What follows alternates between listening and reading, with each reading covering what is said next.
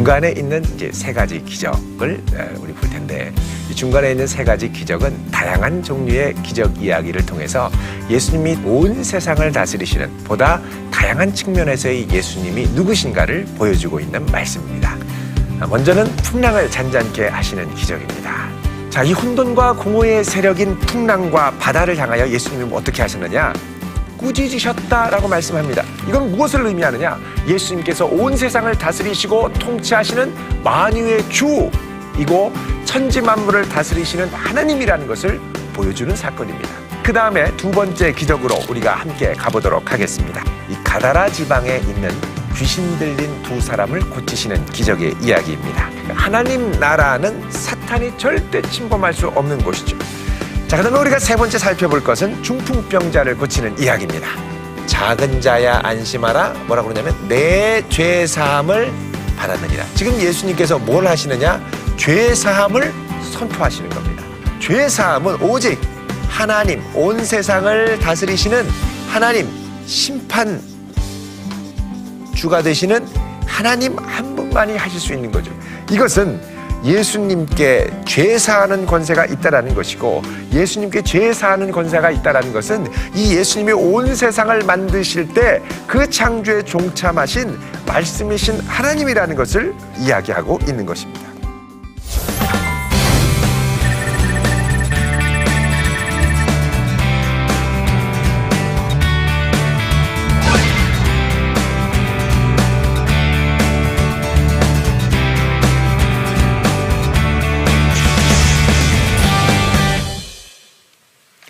안녕하세요. 대전도안교회를 섬기고 있는 양형주 목사입니다.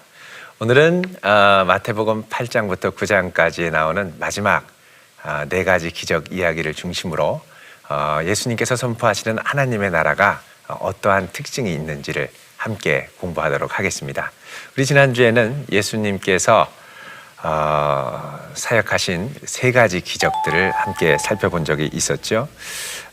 예수님께서 이 기적을 통해서 예수님이 어떤 분인가를 많이 보여주셨습니다. 먼저는 바람과 바다를 잔잔케 하시면서 온 세상을 다스리시는 주인임을 보여주셨고, 그 다음에 귀신 들린 두 사람을 고치셨는데 그곳이 이방인 지역이라고 그랬습니다. 이방인에서도 역사하시는 사탄의 세력을 몰아내시는 예수님을 우리가 함께 발견했었고요. 그 다음에 중풍병자를 고치실 때 그 친구들의 믿음을 보고 고쳐주시는 하나님 나라는 자기만이 아니라 그 친구, 이웃들 함께하는 것이 중요하다는 것을 알려주셨습니다. 그리고 나서 예수님께서는 하나님 나라는 부르심에 즉각적으로 순종할 수 있는 사람만이 들어갈 수 있다라는 것을 보여주시고, 그 하나님의 나라를 유대교의 낡은 체계 안에 편입시켜 이해하려고 하지 말고 새 가족 부대에 예수님이 선포하시는 새 천국에서 이해해야 한다라고 가르치셨던 것을 우리가 함께 보았습니다. 자, 오늘의 포인트 어떤 내용을 중심으로 살펴볼지 함께 보겠습니다. 죽음의 권세까지 통치하고 다스리시는 예수님의 기적. 자, 우리 전에는 예수님께서 죄 사함을 선포하시는 최후의 심판자가 되시는 예수님의 권세를 우리가 살펴봤다면, 이제는 죄뿐만 아니라 사망의 권세까지도 통치하시는 예수님의 능력을 우리 이 기적을 통해서 함께 보도록 하겠습니다.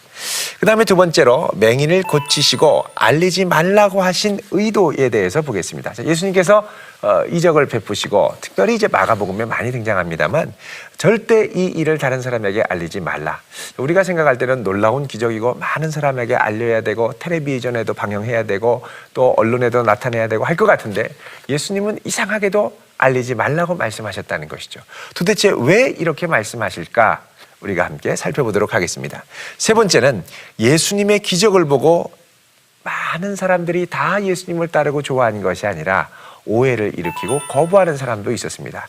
이 오해와 거부는 무엇 때문에, 어떤 성격의 거부인지를 함께 우리 공부해 보도록 하겠습니다. 자, 먼저 10가지 기적 중에 이제 7번째, 8번째 기적인 관리의 딸을 치유하신 기적, 그리고 동시에 혈루증 여인이 치유된 기적을 같이 보도록 하겠습니다. 자, 겉으로 볼 때는 이게 아주 하나의 이야기 안에 들어 있습니다만 이 관리의 딸을 치유하러 가시는 와중에 예수님께서 혈루증 앓던 여인을 치료하십니다. 18절, 19절은 관리의 딸을 고치러 가시는 기적입니다. 이야기가 펼쳐지죠. 그런데 20절에 갑자기 12년 동안 이 혈루증 앓던 여인이 등장해서 예수님의 겉옷을 만집니다. 그리고 이 겉옷을 만진 다음에 예수님의 치유를 받죠. 그래서 20에서 22절은 혈루증 앓던 여인이 치유받습니다. 그리고 나서 23절에 가시고 26절까지 죽은 관리의 딸을 이제 살리시는 역사를 이루게 되죠. 자, 요런 구조, 이야기 사이에 다른 이야기가 끼어들어와 있는 구조를 이제 샌드위치 구조다라고 얘기를 합니다. 자, 빵이 있고 그 빵 안에 또 다른 내용물들이 들어있는 것이죠. 이것은 이야기가 별도의 독립된 이야기가 아니라 하나의 통일된 주제를 갖고 이야기하는 것임을 나타내고 있습니다. 물론 이야기의 성격, 기적의 성격은 다르지만 이걸 통하여 일관되게 이런 주님을 만나기 위해 필요한 핵심적인 부분이 무엇이냐라는 것이죠. 그때 강조하는 것이 바로 이제 믿음의 이야기입니다. 그리고 이 믿음으로 우리는 12년 동안의 고질적인 어려움을 이겨낼 수도 있고 또 죄와 사망의 권세도 믿음으로 이겨낼 수 있다는 것을 말씀하고 있는 것입니다. 자, 그럼 본격적으로 우리가 함께 살펴보도록 하겠습니다. 자, 9장 18절에 보면 예수님께서 이제 사역을 하시는데 한 관리가 와서 절하며 말합니다. 주님, 제 딸이 방금 죽었는데 오셔서 그 몸에 손을 얹어 주십시오. 그러면 살아나겠습니다. 자, 예수님께서 말씀만으로도 고치실 수 있을 것입니다. 그런데 이 사람은 손을 얹어 주십시오. 그러죠. 그러자 예수님이 그래 하고서는 따라 나섭니다. 그러니까 손을 얹어 달라는 사람에게는 손을 얹어 주시고 또 이방인 로마 백부장의 하인을 고쳐줄 때는 말씀만 하옵소서, 그러니까 말씀을 하시죠. 예수님께서도 모두 일방적으로 높은 수준의 믿음을 요구하시는 것이 아니라 이제 각자의 믿음에 맞추어서 역사하시는 것을 우리가 볼 수가 있습니다. 자, 이렇게 말씀을 하니까 예수님이 그래, 내가 너와 함께 가겠다 하고서는 이제 따라 나섭니다. 그런데 그때 이제 20절부터 21절에 보면 12년 동안 혈루증으로 앓던 여자가 예수님의 뒤로 와서 겉옷 가를 만졌다 그럽니다. 이 겉옷에 나타나는 가, 그러니까 살짝 만지고 싶다는 것이죠. 그 마음에는 무엇이 있느냐? 그 겉옷만 만져도, 자, 이것도 대단한 믿음입니다. 예수님, 저를 만져주시고 치료해 주세요 라고 요청하는 게 아니라 내가 가서 만지기만 해도 구원을 받겠다, 치료함을 받겠다라고 마음의 믿음을 가졌다는 것이죠. 자, 그리고 가서 정말 그 겉옷을 만졌는데 예수님께서 이것을 아셨습니다. 그리고 이 여인에게 말씀하시기를 따라 안심하라, 내 믿음이 너를 구원하였다 라고 말씀합니다.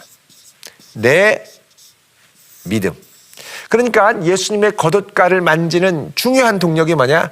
내가 그 겉옷만 만져도 구원을 받겠다 하는 믿음이라는 것입니다. 이 믿음은 어디에 있느냐? 마음에 있는 거죠. 자, 우리의 마음으로 믿음을 갖고 주께 나아갈 때 주님의 능력이 나타난다는 것입니다. 자, 그리고서 예수님께서 23절에 관리의 집에 들어가셨습니다. 자, 가니까 피리 부는 사람들, 떠드는 무리들이 있었죠. 그러자 예수님이 얘기를 합니다. 물러가라, 이 소녀가 죽은 것이 아니라 잔다. 그러자 그 옆에 있는 사람들은 다 이 예수님의 말씀을 듣고 어떻게 했느냐? 비웃었다라고 말씀을 하고 있죠. 자, 예수님의 선언 앞에 비웃음을 보이는 사람들과 예수님은 함께 사역하지 않으셨습니다. 어떻게 했느냐? 이 비웃는 사람들을 다 물러가라, 그리고 물리치죠. 다 내보낸 후에 25절에 뭐라고 그러냐면 예수께서 들어가사 소녀의 손을 잡으심에 일어나셨다라고 말씀합니다. 자, 예수님께서 죽어있는 소녀를 뭐라고 그러냐? 잠들었다고 그러죠. 그리고선 일으키시는 겁니다. 자, 이 예수님은 어떤 분이냐? 예수님은 죽음의 상태에서도, 죽음의 권세 앞에서도 말씀만으로도, 또 만져주심만으로도 일으키실 수 있는 분임을 말씀하고 있는 것이죠. 자, 우리에게 죽음에서 벗어나 참된 생명을 주시는 주님을 만나려면 우리는 어떻게 해야 되느냐? 믿음으로 나아가야 한다라고 말씀하고 있는 것입니다. 자, 이것은 예수님이 어떤 분임을 보여주는 동시에 우리가 어떤 마음으로 그분께 나아가야 하는 것을 함께 보여주고 있는 것입니다. 주님은 생명과 죽음을 모두 통치하고 다스리시는 주님이시고 이 분께 나아가려면 우리에게는 오직 하나, 믿음입니다. 우리의 공로, 자격 이것이 아니라 오직 믿음으로만 나아가 구원을 받고 생명의 능력을 경험할 수 있다는 것입니다. 자, 이렇게 해서 예수님께서 놀라운 역사를 마치시고 나셔서 그 다음에 이제 27절부터 보면 예수님께서 거기서 떠나가시면서 이제 두 맹인을 고쳐주시는 기적이 나오죠. 자, 이 두 맹인이 지나가면서 예수님께 말씀을 합니다. 어떻게 했냐면 소리를 질렀습니다. 자, 소리를 질렀다라는 건 자기 힘을 다하여 사력을 다하여 주님을 찾았다는 것이죠. 자, 이 안에 주님을 향한 간절함, 주님을 향한 믿음 우리가 느낄 수 있죠.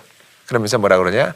다윗의 자손이여 우리를 불쌍히 여기소서. 다윗의 자손이라는 건 이 예수님이 메시아임을 인정하는 것입니다. 왜? 메시아는 다윗의 후손으로 오신다고 예언이 되어 있기 때문에 우리를 불쌍히 여겨주십시오 부탁을 하죠. 자, 그러자 예수님께서 물어보십니다. 뭐라고 그러냐면 내가 능히 이 일을 할 줄을 믿느냐. 자, 우리 방금 전에 살펴본 12의 혈루증 앓던 여인 그리고 죽은 소년을 살리신 기적 다 모두 무엇을 요구했느냐? 믿음을 요구했다는 것이죠. 자, 믿느냐? 그러자 이 사람이 뭐라고 그러냐? 주여 그러하오이다 라고 말씀합니다. 자, 이 믿음 앞에 예수님께서 뭐라고 얘기하느냐? 그들의 눈을 만지시며 뭐라고 그러냐면 너희 믿음대로 되라. 너희 믿음대로 되라. 자, 그럼 이 믿음대로 되라고 할 때 나는 어떤 믿음을 갖고 있느냐는 것입니다. 어느 정도 볼 수 있게 해주시기를 원할까? 내 눈의 상태가 얼마나 회복되기를 원할까? 자, 이게 우리의 믿음입니다. 뭐 이왕이면 큰 믿음을 갖고 주 앞에 나아가는 것이 필요하겠죠. 자, 그런데 놀라운 것은 이렇게 예수님께서 말씀하신 다음의 일입니다. 자, 30절을 보시면요.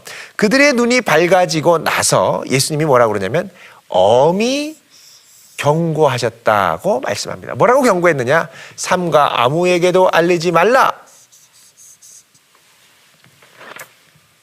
자, 이렇게 말씀을 하셨다는 것이죠. 자, 이 중요한 부분입니다. 자, 예수님께서 이적을 베풀지만 이 이적을 사람들에게 알리지 않기를 원하셨다는 겁니다. 우리가 생각할 때는 예수님의 기적을 경험하면 많이 알리고 사람들이 오게 해야 되잖아요. 그런데 예수님께서는 정반대로 말씀하시는 겁니다. 왜 그러면 예수님께서는 이 기적에 대해서 아무에게도 알리지 말라고 하셨을까요? 자, 이게 마태복음에서보다는 사실은 이제 마가복음에서 훨씬 더 많이 나타납니다. 소위 말하는 메시아의 비밀이라는 주제입니다. 이 메시아에 대한 오해 때문에 그렇습니다. 왜? 이렇게 이들이 얘기를 하면 예수님은 어떤 분이다? 우리에게 능력 베푸시고 병을 고쳐주시는 분으로만 얘기하면 그야말로 예수님의 기적과 능력 베푸는 것을 보고선 따라오는 수많은 사람들이 찾아오게 되는데 그러면 예수님이 장차 하실 사역에 대해 오해가 되고 걸림돌이 될 수 있기 때문에 그렇습니다. 자, 그럼 예수님이 장차 하실 사역은 뭐냐? 십자가를 지시는 사역입니다. 그런데 이 사람들이 가서 예수님에 대해서 알리면 어떻게 됩니까? 이 요한복음 6장에도 보면 오병이어의 기적 이후로 사람들이 예수님을 십자가와는 정반대로 이 오병이어의 기적을 경험한 이후로 임금 삼으려고 합니다. 왕. 정치적인 왕을 삼으려고 한다는 거죠. 그래서 예수님께서 십자가를 지신다고 하면 다들 아연실색을 할 수밖에 없다는 겁니다. 이 십자가를 이해하지 못하는 일이 벌어진다는 거예요. 그래서 예수님께서는 장차 십자가 아래에서 예수님이 누구신가를 알기 전까지는 예수님이 이 베풀어 주신 기적과 능력을 다른 사람들에게 쉽게 말하지 말라고 말씀하신 것입니다. 자, 이 여러 기적을 봤던 제자들에게도 이 예수님이 장차 십자가 십자가 지실 것이라는 것을 받아들이기에는 거부감이 있었습니다. 이게 바로 뭐냐? 표적과 기적만을 보다가 나타난 일종의 부작용입니다. 그 대표적으로 나타난 것이 마태복음 16장 21절 이하입니다. 여기를 잠깐 보면요. 자, 이때로부터 그리스도께서 자기가 예루살렘에 올라가 장로들과 대제사장들과 서기관들에게 많은 고난을 받고 죽임을 당하고 제3일에 살아나야 할 것을 제자들에게 비로소 나타내시니, 자, 비로소 그동안 감추고 계셨다는 겁니다. 그러니까 비로소 감췄기 때문에 여태까지, 그러니까는 이제 오늘 본문에 나오는 맹인들에게도 절대 나타내지 말아라. 그리고 엄히 경고하신 이유는 뭐냐? 바로 이때까지는 이 말을 삼가고 기다리셨다는 겁니다. 그러니까 십자가 지실 때까지는 기다려야 되는데, 자, 비로소 예수님이 이 말씀을 하시자 제자들의 반응은 뜨겁습니다. 뭐라 그러냐? 베드로가 예수를 붙들고 항변하여 말합니다. 자, 여기 붙든다라는 말은 따로 데리고 간다는 겁니다. 영어 성경에 보면은 take him aside 이렇게 나와 있습니다. 딱 붙들고 따로 저 구석으로 가는 거예요. 그리고 항변합니다.